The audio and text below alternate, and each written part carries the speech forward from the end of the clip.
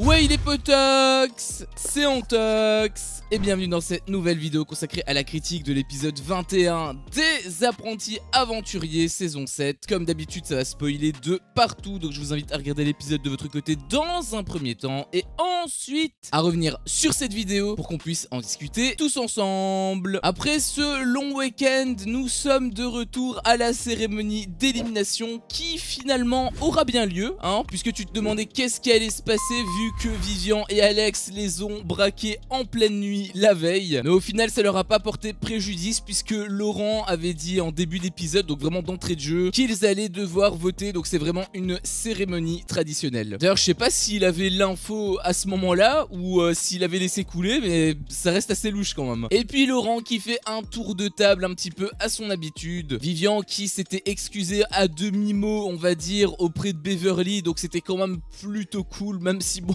directement après il s'en est pris un petit peu à Marjolaine. Sacré Vivian. Un passage qui m'a fait pas mal rire, c'est quand Laurent demandait donc s'il se sentait en danger, et bien évidemment tout le monde disait que oui, forcément, vu ce qui s'était passé à l'épisode d'avant, c'était indéniable. Et puis Marjolaine elle rajoutait que grâce à Vivian tout le monde allait voter contre eux, et Vivian donc pour lui répondre disait oui, même Laurent va voter contre nous à t'écouter. Et Marjolaine disait avec sarcasme bah voilà exactement. Et Vivian premier degré il dit mais il va pas voter contre nous, il peut pas voter. On peut réexpliquer les règles à Marjolaine? Monsieur premier degré quoi. Puis on passe au orange et au marron. Benoît m'avait fait pas mal rire aussi à ce moment là, puisque t'avais Laurent qui disait que voilà c'était pas top vu les derniers classements qu'ils avaient fait lors des derniers jeux. Et Benoît a justifié ça en disant c'est la technique du serpent mort. Puis on passe sur les blancs et les jaunes qui eux sont un petit peu plus sérieux, ils sont parés de toute façon pour aller en duel. Ils sont prêts. Et puis vient enfin les roses et gris. Tout se passe bien forcément, ils sont minisés. Quoique Luana avait dit quelques petits trucs intéressants. En gros t'avais Laurent qui demandait comment était l'entente dans leur alliance. Et Giovanni bégayait un petit peu, il disait que c'était pas évident puisqu'il y avait Luana et Cassandra. Bref tu connais la chanson. Et t'as Luana, elle lâchait, il y a un trouble. On sent qu'elle en a plein le cul de la situation. Viens Luana, avec moi t'auras toute l'attention que tu mérites. Je te traiterai comme une petite princesse. Du coup Johnny complètement et Luana a commencé à s'imposer. On l'entend pas souvent mais quand elle s'énerve, elle s'énerve. Elle est trop belle putain. Après je peux la comprendre car elle veut plus d'attention mais pendant la journée tu vois. Elle veut pas que des câlins pendant la nuit quand tout le monde a le dos tourné et tout. Elle veut une vraie complicité, une vraie entente. Et Dio lui bah de son côté le problème c'est qu'il se bride beaucoup à cause de Cass. Donc je peux comprendre sa frustration. D'ailleurs tout le monde était d'accord sur la plage. Cass qui disait en interview t'as quel âge pour t'afficher comme ça devant tout le monde. C'est vraiment le camembert qui dit au Roquefort tu pues Après elle disait les querelles de CE2 je peux plus. Et ben on voit qu'il n'y a pas de miroir dans les apprentis Et puis vient les votes. Cass sans surprise elle le dit ouvertement de toute manière, elle vote contre Vivian, donc contre les noirs et les rouges. Puis ça s'enchaîne, tout le monde vote. On voit qu'il y a quand même une grosse tendance rouge et noir on a vu qu'il y avait plusieurs mains qui ont dépesé les coquillages de ces couleurs là. Donc c'est quasi sûr déjà au début d'épisode qu'ils vont probablement partir en duel. Puis un petit peu après t'avais Julie qui devait partir pour voter. Et t'avais Vivian qui demandait à Beverly Julie tu crois qu'elle va voter contre nous, en chuchotant bien sûr. Et tu avais Beverly qui disait un petit peu assurément non pas du tout, pas du tout. J'en connais une qui n'a pas vu les 50. D'ailleurs petite parenthèse, un petit peu après tu vois qu'il y a eu ce petit passage là. T'avais une sorte de bruitage. Bon il y a toujours le sound design absolument incroyable dans ce genre d'émission. En tout cas dans ces passages là ça te donne vraiment envie de continuer. Ça marque vraiment certains coups et tout. Mais il y en avait un, je sais pas pourquoi il a été transformé, mais il a été tellement transformé que ça s'entendait en fait. Il y a eu une déformation à l'oreille. Ça saccadait un petit peu parce que ça avait été rallongé à mort, mais ça a été étiré à tel point que on entendait vraiment le son un petit peu au ralenti. En tout cas moi qui suis monteur et qui fait pas mal de sound design, j'ai entendu ce petit truc. Donc ouais c'était un petit peu bizarre, sachant que c'est le seul bruitage où j'avais eu ce ressenti. Et puis les derniers candidats votent et vient enfin le dépouillement. Alex qui m'avait fait rire en interview car il a dit les oranges et marrons on dirait qu'ils vont passer le bac. Ils tremblent, ils sont comme ça. Donc premier vote c'est pour les oranges et les marrons. Assez étonnamment je dois reconnaître que moi je m'attendais à un noir et un rouge parce qu'on avait beaucoup vu des noirs et des rouges passer. Benoît qui m'avait fait rire parce qu'il avait dit oh bah non. Deux pareils, orange et marron, ça pue vraiment du coup pour eux. Benoît qui avait dit aussi oh bon on va pas bronzer cet après-midi. Ça me fait trop rire le décalage entre la compétition et le petit confort de Benoît. Troisième vote orange et marron également. Donc là ça sent vraiment le roussi par contre. Et puis enfin il y a d'autres couleurs couleurs qui se sont ajoutées bien évidemment. En 4ème, ça a été les jaunes et les blancs. 5ème aussi, Beverly elle était un petit peu contente qu'il n'y ait pas sa couleur. Attends, attends. 6ème vote, les jaunes et les blancs aussi. Et vient enfin le tour des rouges et des noirs. 7ème vote, c'est pour eux. Donc si on fait le bilan, tu as 3 votes pour les oranges et les marrons, 3 votes pour les jaunes et les blancs et 1 vote pour les rouges et les noirs. Puis vient ensuite le 2ème vote des rouges et des noirs, suivi du 3ème, donc 3 partout. C'est comme sur la première cérémonie, c'est giga serré. Et puis rebelote, 10ème vote jaune et blanc, 11ème vote orange et marron et 12ème vote noir et rouge, donc 4 partout. Je dois reconnaître que c'est pas mal intéressant quand ça se déroule comme ça. Et puis 13ème vote, c'est pour les jaunes et les blancs. Et malheureusement, le 14ème vote va sceller leur sort, puisque ça va être également pour leurs pommes. Malgré la querelle qu'a eu dans les derniers épisodes Vivian, donc les noirs et les rouges et les oranges et les marrons, enfin surtout Héloïse et Vivian, les jaunes et les blancs n'ont pas pu passer entre les mailles du filet. Puis 15ème vote, ça a été aussi pour les jaunes et les blancs, hein, histoire de remettre une couche, tu vois. Au début d'ailleurs, il pensait que c'était Vivian qui les avait mis à l'envers, mais pas du tout, hein, il a totalement respecté sa parole. En tout cas, j'imagine que c'était le message qu'il voulait faire passer, hein, parce qu'il avait dit un truc un petit peu bizarre. Il avait dit, on s'est dit quoi, moi je vote Alex, Alex vote moi, et moi je vote Naka. Il s'est un petit peu trompé dans ses propos quand il l'a dit comme ça en cérémonie, mais je pense que c'est vraiment juste une erreur dans les dires et pas dans les actes, parce que du coup ça pourrait vouloir dire qu'il a pas respecté sa parole, ou en tout cas qu'il s'est planté. En même temps, je t'avais dit que ce serait plus facile à retenir de simplement voter contre soi-même, mais je pense qu'il s'est pas planté. Je pense que voilà, il s'est juste trompé quand il l'a dit, mais il a bel et bien voté correctement. Et là, ni une ni deux, Ludivine et Alex tombent sur Greg. Greg qui a quand même répondu, j'ai rien juré, laissez-moi tranquille. Mais il a dit quoi à l'épisode d'avant?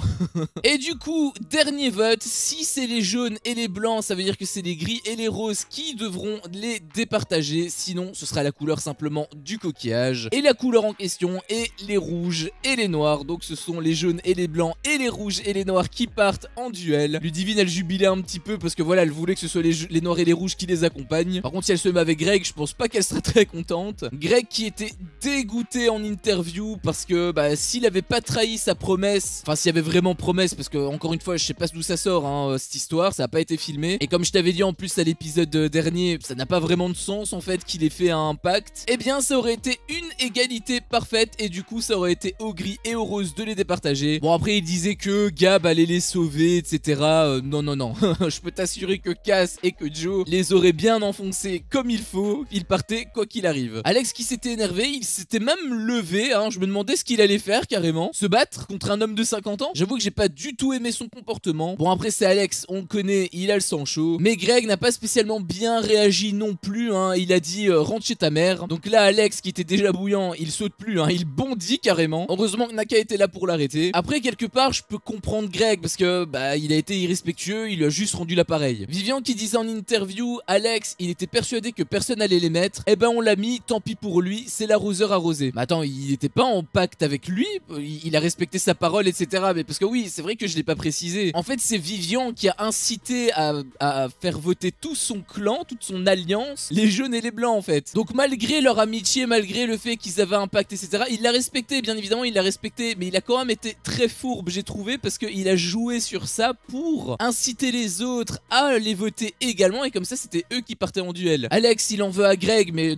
j'avoue que moi je sais pas trop pourquoi il en veut à Greg. Encore une fois, sa logique de il a une dette envers lui n'a absolument aucun sens. Pour moi il lui doit absolument rien. En revanche, le fait que Vivian lui ait mis un petit peu loin parce qu'il a quand même monté une stratégie contre lui, moi je pense que c'est plutôt à Vivian qu'il devrait en vouloir. Aussi j'aimerais faire une petite parenthèse dans ma critique, puisque la dernière fois j'avais fait une sorte d'analyse pour les votes, pour décortiquer qui avait voté qui. L'exercice m'avait plutôt plu, donc j'aimerais bien recommencer juste par curiosité pour voir qui a voté qui. Si on fait un bilan des votes, c'est 7 votes contre les jaunes et les blancs, 5 contre les rouges et les noirs, et 4 contre les oranges et les marrons. Nous savons que Alex a voté contre Naka, que Naka a voté contre Vivian, et que Vivian a voté contre Alex, hein, c'était leur pacte de toute manière. Nous savons aussi que Clarisse a voté contre les rouges et les noirs, hein, elle l'a dit elle-même. Pareil pour Ludivine, elle l'a clairement avoué qu'elle avait voté contre les oranges et les marrons. Nous savons aussi que Luana et Gab ont voté tous les deux contre les oranges, hein, puisqu'ils l'avaient dit dans les épisodes précédents. Luana s'était mise d'accord avec Gab quand ils étaient dans la jungle, et puis ensuite elle l'a révélé à Joe quand ils étaient dans la cabane. Et les roses, bien évidemment, sans surprise, ont voté les noirs et les rouges, puisqu'ils avaient une dent contre Vivian. À partir de là, nous connaissons tous les votes des oranges et des marrons, mais nous pouvons également déduire celui de tous les rouges et les noirs. Bah oui, on l'a pas entendu quand Vivian lui a posé la question, mais Vincent a forcément voté contre les rouges et les noirs, vu que mathématiquement, il ne restait plus qu'eux. Ils allaient pas se voter eux-mêmes. Donc ça signifie que Benoît, Julie et surtout Héloïse ont voté contre les jaunes et les blancs. Donc Héloïse, qui est quand même pas mal amie avec Alex, même s'il a eu des petites embrouilles, etc., a quand même voté contre Alex. Bien évidemment, en entendant ça, les oranges et les marrons étaient soulagés. Naka qui disait en interview: je suis content aussi de Vivian et d'Alex qui ont tenu leur parole vis-à-vis de moi. Je me demande ce qu'il aurait dit s'il devait partir en duel.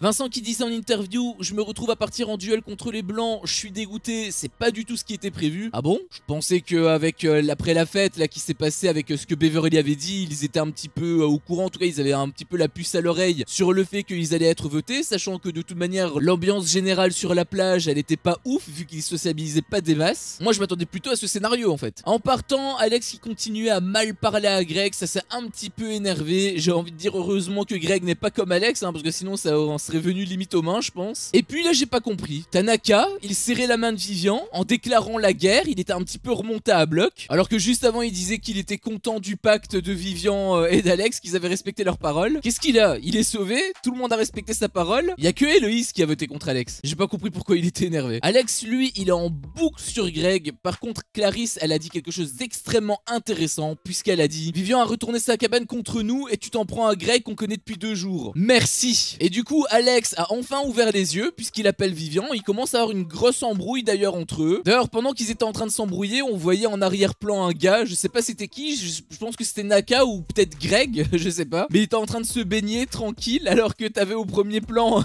une petite embrouille. Le contraste c'était drôle. Vivian qui essayait de mytho, mais il l'a dit en interview de toute manière, c'était sa strat. Il a même été jusqu'à dire à Alex: tu fais le mec avec des valeurs, tu m'as dit de mettre Naka. Et c'était le pacte de l'amitié, qu'est-ce qu'il raconte? Alex qui me faisait péter de rire parce que Vivian il lui cassait littéralement les couilles, hein, osons les termes. Et du coup Alex il lui disait d'arrêter de lui parler parce que voilà il en pouvait plus. Sauf que Vivian il continuait et Alex il hurlait stop. D'ailleurs Vivian qui en rajoutait une couche, il avait dit: ça va, tu es pas fou. La séquence c'était vraiment un sketch. Je sais qu'Alex était très sérieux et qu'il en pouvait vraiment plus parce que voilà c'est vraiment son ami Vivian, tu vois, donc lui il le perçoit vraiment comme une trahison. Mais la situation d'un point de vue extérieur elle était quand même hilarante. Ludivine qui ensuite pleurait. Bon je dois reconnaître que moi ça me faisait pas grand chose parce que bah, je vois pas en quoi elle était aussi touchée par rapport aux noirs et rouges là qui les ont trahis, etc. J'ai même pas compris d'ailleurs pourquoi elle était autant impliquée lors de la cérémonie, hein. Pourquoi voilà elle s'énervait sur Greg, etc. Peut-être que ça s'est passé en off, ça je sais pas. Par contre je peux la comprendre sur le fait qu'elle s'est attachée à son alliance et que du coup bah elle a pas envie d'aller en duel contre eux. Ça c'est totalement normal. À côté tu avais Greg et Marjolaine qui se baignaient à la mer. C'était peut-être Greg du coup qu'on avait vu tout à l'heure. Et il disait d'économiser ses forces, que voilà c'était bien que les rouges se disputent parce que bah ils deviennent leur adversaire direct. Marjo qui mettait le point sur quelque chose d'assez intéressant puisqu'elle disait que leur force était leur cohésion, alors que c'était la faiblesse justement de Vivian et Beverly. Elle disait que si Beverly galérait un peu, Vivian allait forcément s'énerver, il allait péter un câble sur Beverly, et Beverly elle allait probablement abandonner. Honnêtement je pense que c'est ça qui va se passer en fait, à moins que Beverly n'ait pas de problème de difficulté à réaliser l'épreuve. Je pense que la moindre galère